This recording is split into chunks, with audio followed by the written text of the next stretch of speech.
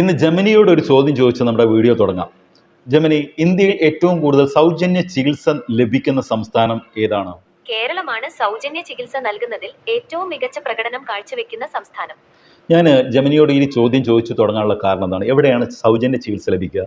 സർക്കാർ സംവിധാനങ്ങൾ, പ്രാഥമികാരോഗ്യ കേന്ദ്രങ്ങൾ തൊട്ട് സർക്കാർ മെഡിക്കൽ കോളേജ് വരെയുള്ളിടത്താണ്. ബാക്കി എല്ലാ സ്വകാര്യ ആശുപത്രികളിലും പണം വാങ്ങിയിട്ടുള്ള ചികിത്സയാണ്.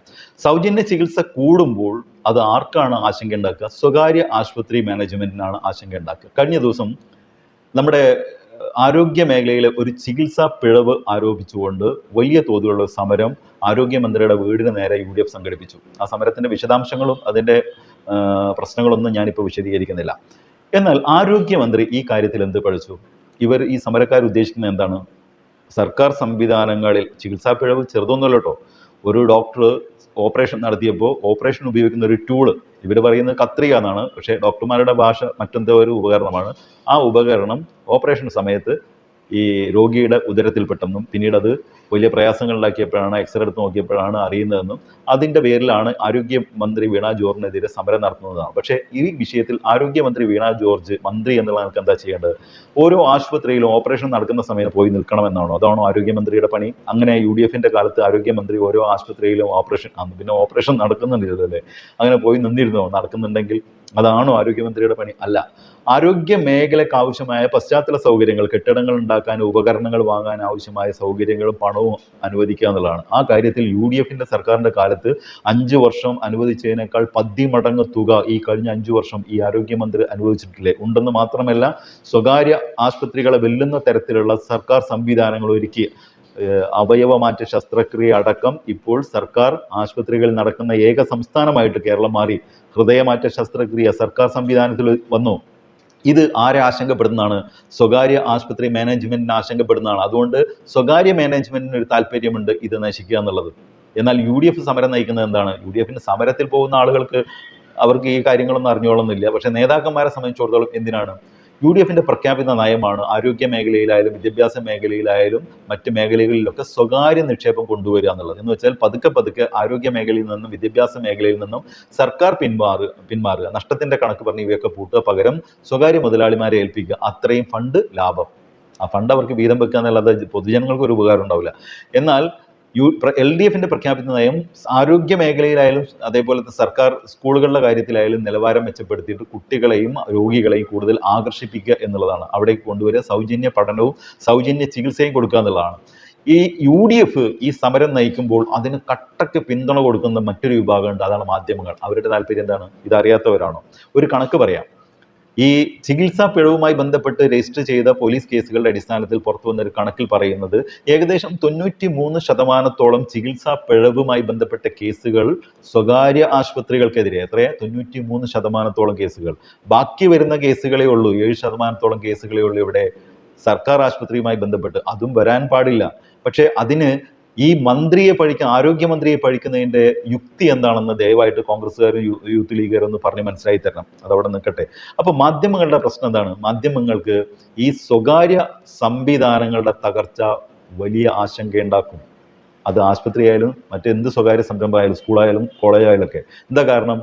മാധ്യമങ്ങൾ നിലനിൽക്കുന്നത്, പത്രമാധ്യമമായാലും ദൃശ്യമാധ്യമമായാലും നിലനിൽക്കുന്നത് പരസ്യങ്ങളിലാണ്. ആ പരസ്യങ്ങൾ കൊടുക്കുന്നത് സർക്കാർ സംവിധാനങ്ങളല്ല, പകരം 95% കൂടുതൽ അവർ പരസ്യങ്ങളെ ആശ്രയിക്കുന്നത് സ്വകാര്യ സംരംഭകരെയാണ്, സ്വകാര്യ സംവിധാനങ്ങളെയാണ്. അത് തകരുന്നത് അവരെ സംബന്ധിച്ചിടത്തോളം അവരുടെ നിലനിൽപ്പിന്, മാധ്യമങ്ങളുടെ നിലനിൽപ്പിന് ആശങ്കയുണ്ടാക്കും. അതാണ് മാധ്യമങ്ങൾ അവർക്ക് നൽകുന്ന കട്ട സപ്പോർട്ട്.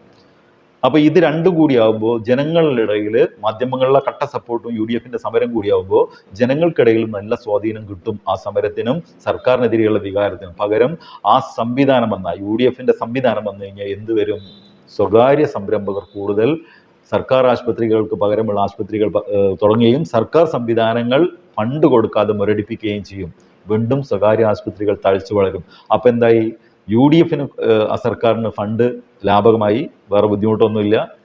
ജനങ്ങൾ സർക്കാർ ആശുപത്രി വിട്ടിട്ട് സ്വകാര്യ ആശുപത്രിയിലേക്ക് പോകും, സർക്കാർ സ്കൂൾ വിട്ടിട്ട് സ്കൂൾ നഷ്ടത്തിൻ്റെ കണക്ക് പറഞ്ഞ് പൂട്ടലാണ് വരെ പരിപാടി. അങ്ങനെ സ്വകാര്യ സ്കൂളിലേക്ക് പോകും. അവർക്ക് ഫണ്ട് അടിച്ചു മാറ്റാനുള്ള ഫണ്ട് അങ്ങനെ വരും. ഇതിന് കട്ടക്ക് പിന്തുണ കൊടുക്കുകയാണ് മാധ്യമങ്ങൾ. ഇത് നമ്മൾ തിരിച്ചറിയണം. ഈ സന്ദർഭത്തിലാണ് ഒരു ചർച്ച നടക്കുന്നത്, നികേഷ് കുമാർ നയിക്കുന്ന ഒരു ചർച്ച.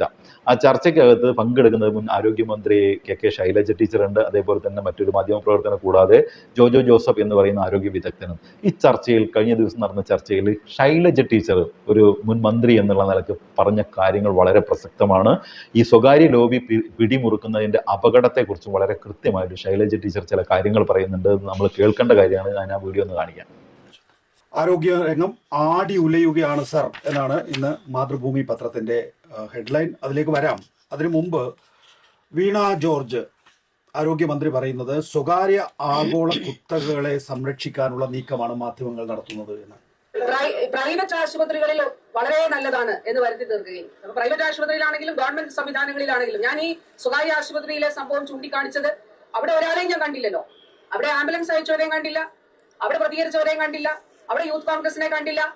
അവിടെ ഒരു തരത്തിലുള്ള, അതായത് സർക്കാർ സംവിധാനങ്ങൾ അപ്പാടെ തകർച്ചയിലാണെന്ന് വരുത്തി തീർത്ത് കേരളത്തിലെ സ്വകാര്യ കുത്തകകളെ, കേരളത്തിലേക്ക് വന്ന് ഇൻവെസ്റ്റ് ചെയ്തിരിക്കുന്ന കുത്തകകളെ സഹായിക്കുന്നതിന് വേണ്ടിയിട്ടുള്ള, ആരോഗ്യ മേഖലയിൽ ഇൻവെസ്റ്റ് ചെയ്തിരിക്കുന്ന കുത്തകകളെ സഹായിക്കുന്നതിന് വേണ്ടിയിട്ടുള്ള നിലപാടാണ് വി.ഡി. സതീശനും കൂട്ടരും എടുത്തിരിക്കുന്നത് എന്നുള്ളത് വളരെ കൃത്യമായിട്ടുള്ള ഒരു കാര്യമാണ്.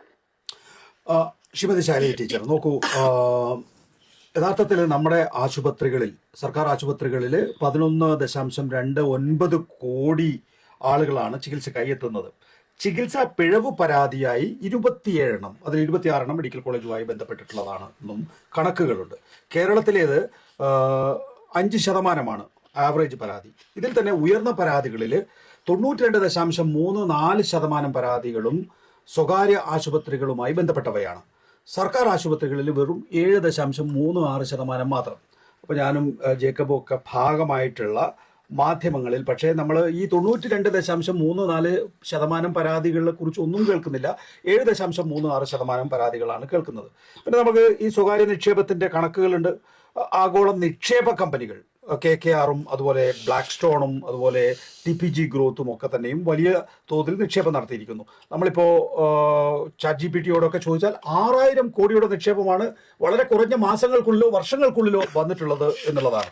ഇതിനകത്ത് ഈ പറയുന്ന TPG ആണെങ്കിലും ബ്ലാക്ക് സ്റ്റോൺ ആണെങ്കിലും KKR ആണെങ്കിലും അടിസ്ഥാനപരമായി ഹോസ്പിറ്റൽ നടത്തുന്നവരല്ല. ഇവർ വിവിധ മേഖലകളിൽ, അതായത് റിയൽ എസ്റ്റേറ്റ് അടക്കമുള്ള വിവിധ മേഖലകളിൽ നിക്ഷേപം നടത്തി അതിൽ നിന്നുള്ള ലാഭം, അത്രയധികം വലിയ തോതിൽ ലാഭം കിട്ടുന്ന മേഖലയായിട്ട് കേരളത്തിലെ ആരോഗ്യരംഗം മാറിയിരിക്കുന്നു എന്നുള്ളതാണ്. ഞാൻ തന്നെ എല്ലാം പറയുന്നില്ല, പക്ഷേ എൻ്റെ ഉള്ളിൽ കുറേയധികം ആശങ്കകളുണ്ട് ഇതുമായി ബന്ധപ്പെട്ട്. ശൈലജ ടീച്ചർ, വളരെയേറെ ആശങ്കയുണ്ടാക്കുന്ന ഒരു കാര്യമാണത്. കേരളത്തിൽ ഈ KKRും അതുപോലെ ബ്ലാക്ക് സ്റ്റോൺ അടക്കമുള്ള കുത്തക കോർപ്പറേറ്റ് കമ്പനികൾ കേരളത്തിൻ്റെ ആരോഗ്യ മേഖലയെ വിഴുങ്ങുകയാണ് എന്നുള്ളതാണ്.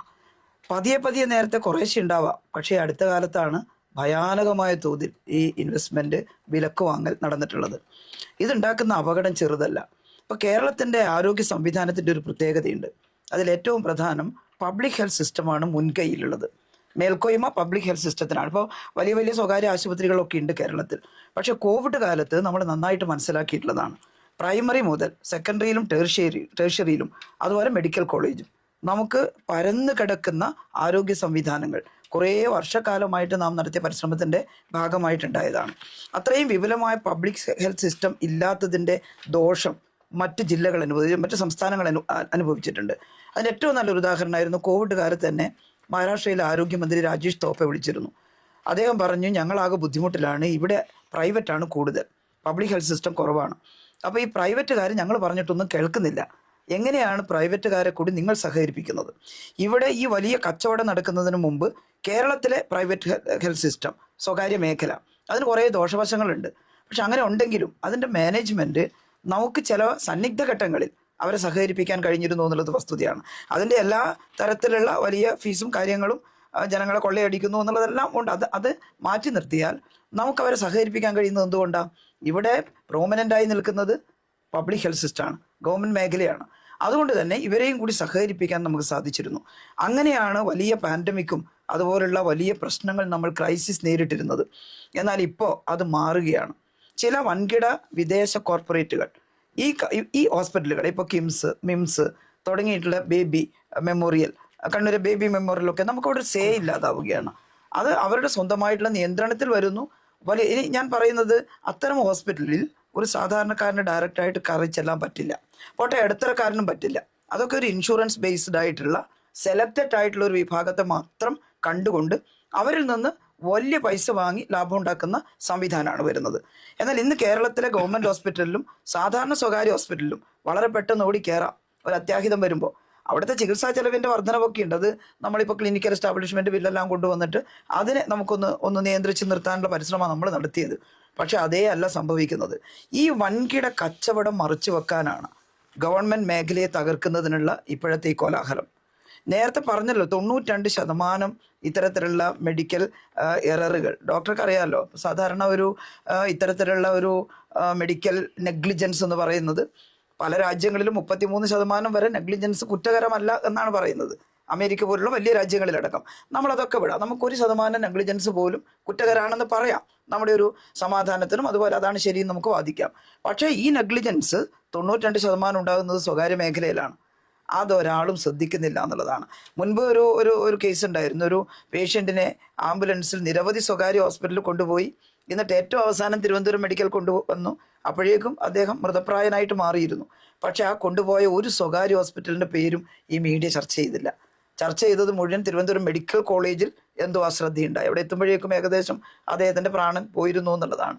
അപ്പോൾ ഇത് പെരുപ്പിച്ച് കാണിച്ച് ജനങ്ങളുടെ ഇടയിൽ ഈ ഗവൺമെൻറ് സംവിധാനം ഒന്നിനും കൊള്ളില്ല എന്ന് വരുത്തിയത്. അത് ബഹുമാനിയായിട്ടുള്ള മന്ത്രി പറഞ്ഞത് അക്ഷരാർത്ഥത്തിൽ ശരിയാണ്.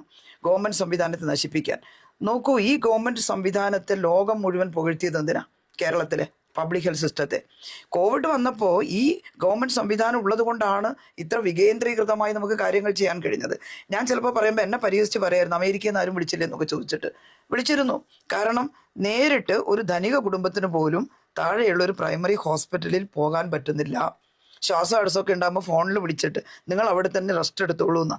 നമുക്കങ്ങനെയല്ല. നമുക്കൊരു വണ്ടി എടുത്ത് നേരെ നമ്മുടെ താലൂക്ക് ഹോസ്പിറ്റലിൽ കയറി ചെല്ലുകയാണ്. അവിടെ പരിശോധിക്കുകയാണ്, അവരെ റെസ്റ്റേറ്റ് ചെയ്യുകയാണ്, അവർക്ക് ഓക്സിജൻ ഇല്ലെങ്കിൽ ഓക്സിജൻ കൊടുക്കുകയാണ്. ഇതാണ് കേരളത്തിലെ ഗവൺമെൻറ് സംവിധാനത്തിൻ്റെ മെച്ചമെന്ന് ലോകം തിരിച്ചറിഞ്ഞു.